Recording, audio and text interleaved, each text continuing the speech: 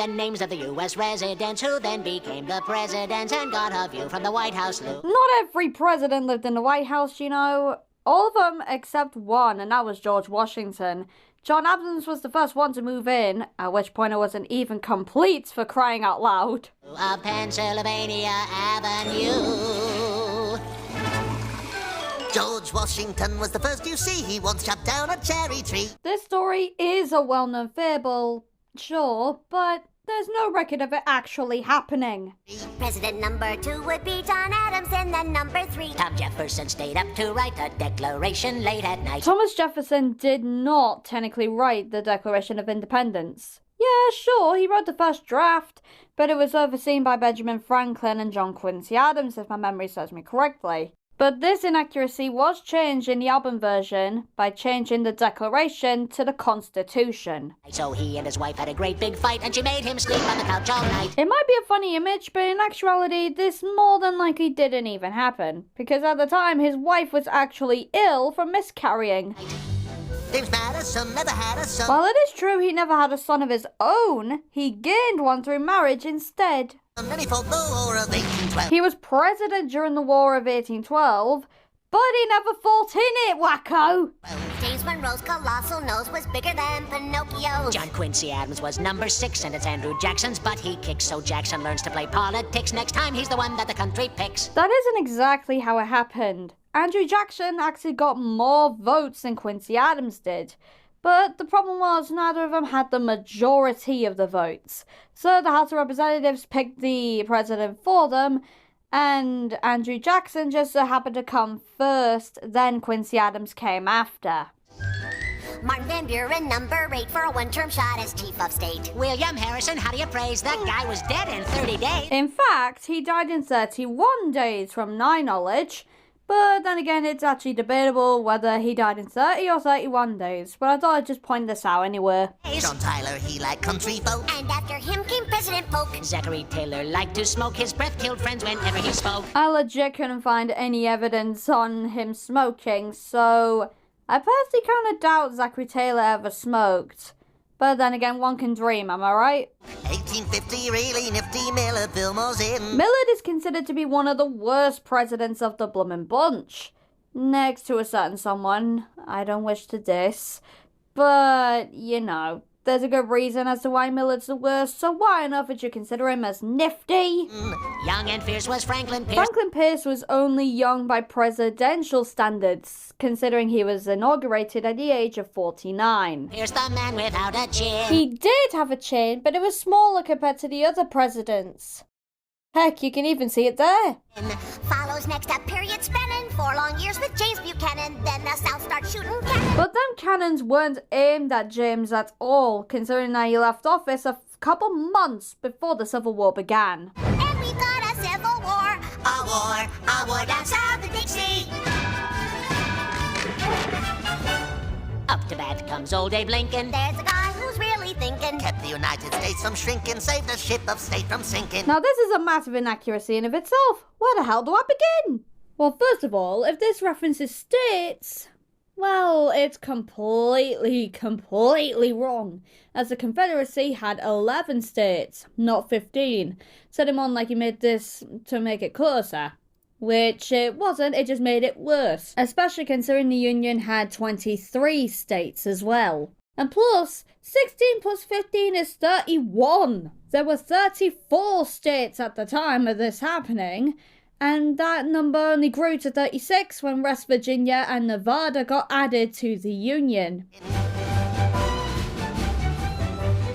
Andrew Johnson's next. He had some slight defects. Congress each would impeach. Andrew Johnson wasn't only impeached, he was acquitted as well. And so the country now elects Ulysses Simpson Grant, who would scream and rave and rant. While drinking whiskey, oh the risky, cause he'd spill it on his pants. In fact, Ulysses never really drank that much, so because of the song's context, I bet Wacko just made that up. It's 1877 and the Democrats would gloat, but they're all amazed when Rutherford Hayes wins by just one vote. While it is true that Rutherford did win by one vote, the amount of votes are wrong. It was in fact 185 to 184. And second, The election actually happened in 1876, but he was inaugurated the following year in 1877, so that's where Yakko got it wrong. James Garfield someone really hated cause he was assassinated. James wasn't actually hated because of his assassination. Chester Arthur gets instated. 4 years later, he was traded. For Grover Cleveland, really fat, elected twice as a Democrat. Then Benjamin Harrison, after that it's William McKinley at the back. But it is true that Grover Cleveland was elected twice.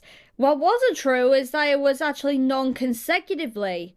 So he actually had his second term after Benjamin Harrison and before William McKinley. And he was the first of the second of the presidents to do so, with our current day Donald being the second. Teddy Roosevelt charged up San Juan Hill. That was a few years before he became president. And President Taft, he got the bill. In 1913, Woodrow Wilson takes us into World War I. Firstly, World War I didn't happen until 1914, and America didn't enter it until 1917. So my best guess is that Woodrow was actually inaugurated in 1913 and led America into the First World War in 1917.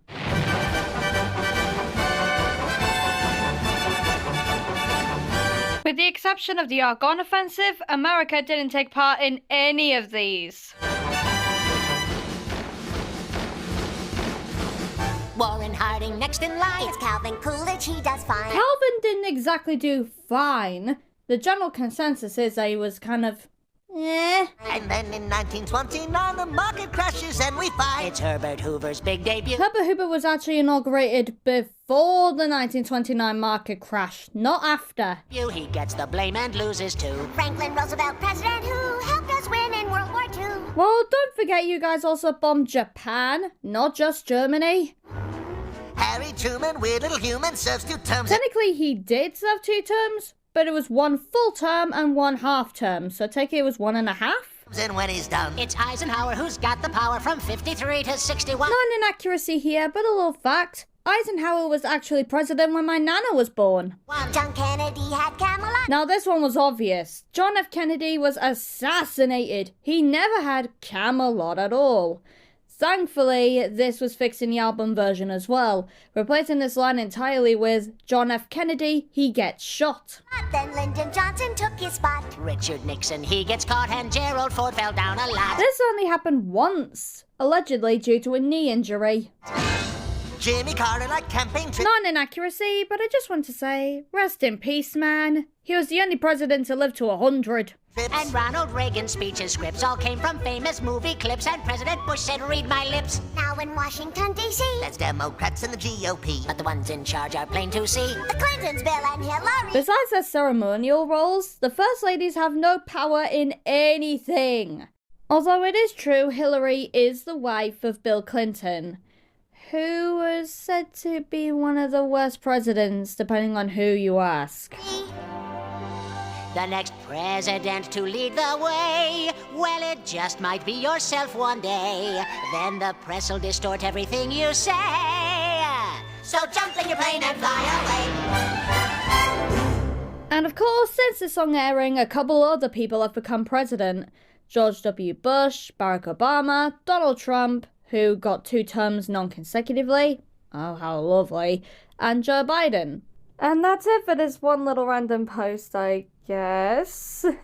I was originally meant to release this on Independence Day to celebrate, but poor me was too busy with other projects to actually bother releasing it. So, honestly, I hope you guys enjoyed this little history lesson, and thank you for watching.